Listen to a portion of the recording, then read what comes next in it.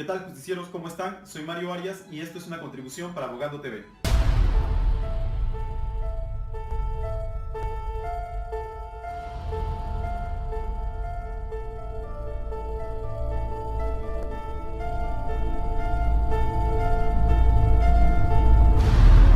Me voy a referir a las elecciones que se nos avecinan y más específicamente a la participación del Partido Aprista Peruano, que contradictoriamente a su bagaje histórico cuenta actualmente con 4 parlamentarios en el Congreso, y también a su caudillo, único candidato presidencial de siempre, Alan García Pérez. En el año 2001 el Perú experimentó una importante redistribución del poder, esto a raíz de la caída de Alberto Fujimori, en el cual los actores políticos, esto es, los partidos políticos, las organizaciones de la sociedad civil y los líderes de opinión, lograron un proceso de transición democrática para consolidar nuestra democracia, cosa que definitivamente dudamos todavía que estuviera consolidada.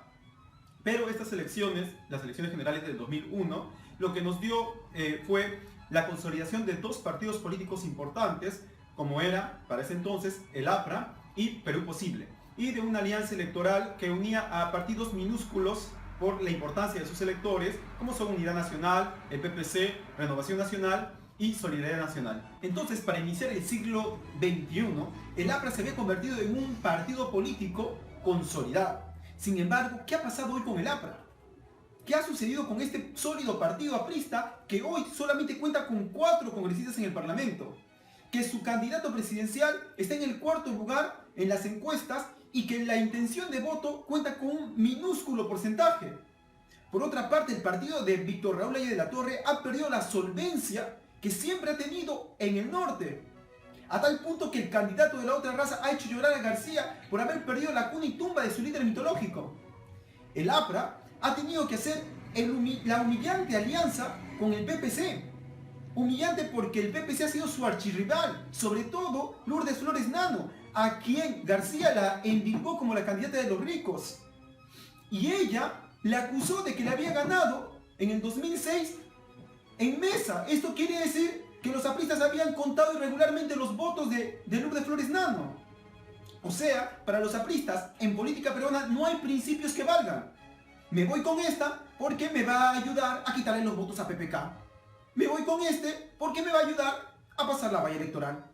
Entonces nos preguntamos quién es el responsable de la debacle del partido aprista. En palabras de Carlos Roca, ex candidato aprista a la alcaldía de Lima, el primer gran responsable sería Alan García Pérez. En palabras de Velázquez Quesquén, serían todos los apristas. En conclusión, son los apristas los responsables de que hoy Víctor Raúl se retuerce en su tumba. Y es García el principal contribuyente del sufrimiento espiritual de este líder histórico. Ahora bien, veamos qué es lo que hicieron los apristas para que Víctor Raúl sufra tanto. Y la respuesta es lógica y sencilla: gobernar. Por eso no le podemos dar otra oportunidad. Por compasión cristiana no podemos condenar el alma de Víctor Raúl a que siga sufriendo. Y por ética no podemos comulgar con la claudicación de principios, sea el caso de aliarse con la candidata de los ricos. O en todo caso, ¿no?, lo que es más notorio, en los casos de corrupción a los cuales se le indigna al partido aprista. Y ya no solamente del primer gobierno, el nefasto 85, sino también el segundo gobierno estrellado. Por eso podemos decir que para estas elecciones el APRA no es una opción sensata, ni siquiera emocionalmente hablando, si es que tienes una estrellita en el pecho. No, mis justicieros, ustedes estarán de acuerdo conmigo, pero igual voy a razonar para esos incautos que piensan que todavía Alan García puede ser una opción. Voy a dar las razones para no elegir al APRA y a su único candidato presidenciable. Primera razón, debemos recordar que Alan García tuvo 2 gobiernos, el primero de los cuales ha sido considerado como uno de los más nefastos de la historia del Perú. El segundo, que ahora lo vamos a revisar, tiene serios y numerosos casos de corrupción. Vamos con la segunda razón, y para ello voy a traer a colación las palabras del líder aprista Vallerriestra, quien en mención al primer gobierno de García dijo que este había sido el peor de los apristas, que había hecho daño a la figura de ella de la Torre y a la del holocausto de los precursores del Partido del Pueblo.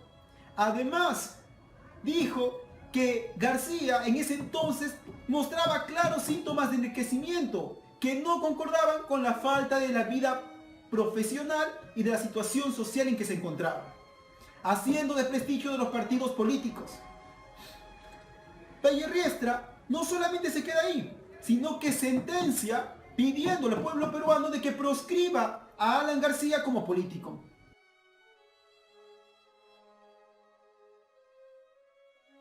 Tercera razón, y para ello voy a traer a colación la información que nos diera la Superintendencia de Bancas, Seguros y AFPs, que en enero del 2015 contabilizó los millonarios del Perú, y estos no llegaban ni a 5.000 personas. 5.000 personas que no les importa la educación, la salud ni la seguridad del país, puesto que sus hijitos se educan en el extranjero, usan servicios de clínicas internacionales y además tienen seguridad privada. Señor García, si la señora Lourdes Flores Nano es la candidata de los ricos, no me representaría a mí ni al infeliz que está atrás de la cámara. Estamos listos. Se va a tirar, mira. Ahí se ve. A ver, chicos. Vayamos a la cuarta razón. Y esta es que existen contundentes casos de corrupción en el segundo gobierno de Alan García. Pasemos a enumerarlos. 1. Los narcoindultos. O sea, las conmutaciones de penas que liberalizaron a los narcotraficantes y a integrantes de bandas criminales, que en número superarían los 5.000, por los cuales hoy el señor Miguel Facundo Chinguel está preso. Sin embargo, esto es de conocimiento de su ministro Aurelio Pastor y también del mismo Alan García, y no han sido condenados, ni siquiera acusados. Número 2. Hablemos acerca de Discovery Petroleum International, por el cual Rómulo León y Alberto Kimper pasaron 3 años de prisión. Claro, ambos recuperaron su libertad. El primero por exceder el plazo para que se le emita sentencia y el segundo por ser excluido por prescripción de los delitos que se le había imputado. O sea, no fueron inocentes, o no son inocentes, sino que su libertad es consecuencia de la ineficiencia del Poder Judicial. Ahora bien, con respecto a este caso, en el cual se le sobornaba al exdirector de Perú Petro, Rómulo León dijo de que Alan García tenía toda la información, o que estaba enterado de dicho negociado.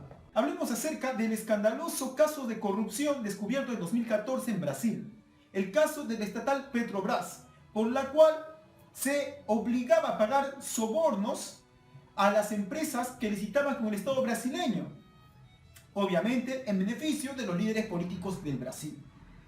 Entre ellas se encontraba la empresa Odebrecht, empresa que para nosotros es muy conocida, ya que ha tenido varias licitaciones con el Estado peruano en los gobiernos de Alejandro Toledo y Alan García.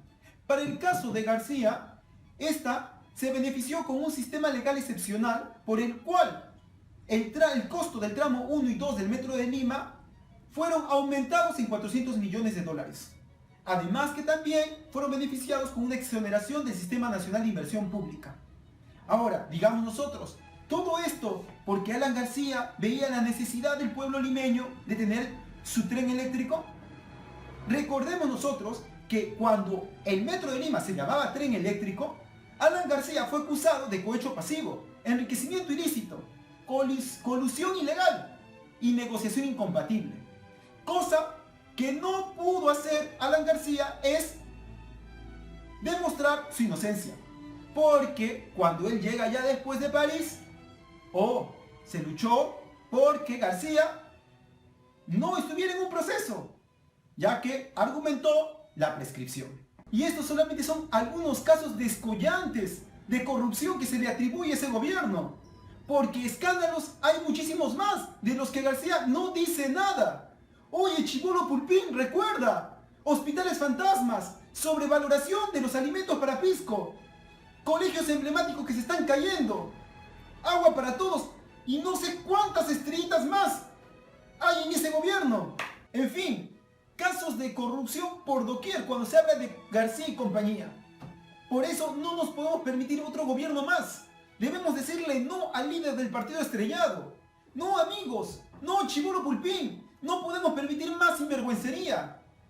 Yo creo que por deferencia y respeto a la población nacional, García y sus secuaces deberían pedir perdón por representar el partido de la corrupción. Y no lo digo yo, sino lo dicen las tan mentadas encuestas, quienes en el 2015 declararon que García según la percepción nacional, era considerado el más corrupto de la historia.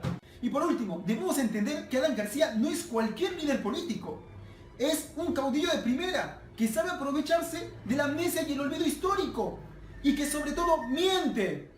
Miente porque sabe engañar a todo el mundo. Nadie lo entiende cuando habla. Pero todo ingenuo que lo escucha termina diciendo que bonito habla. Como cuando nos engañó con el caso del TLC que había firmado Toledo. ¿Qué es lo que dijo él? Dijo que al llegar a la presidencia lo borraría. Pero lo primero que hizo es aprobarlo con el Congreso Nacional. Por eso debemos entender que por parte del partido aprista lo que se nos viene es una campaña brutal para engañar a los débiles mentales, a los pulpines no leídos, a esos muchachos de la UCB y a cuantos ingenuos incautos más hay en costa, sierra y selva del Perú. Bueno, ya un poco más sereno, a decir que eso es todo con respecto a mi contribución. Sigan atentos a los videos de Keystar en Abogado TV. Muchas gracias por compartir estos videos.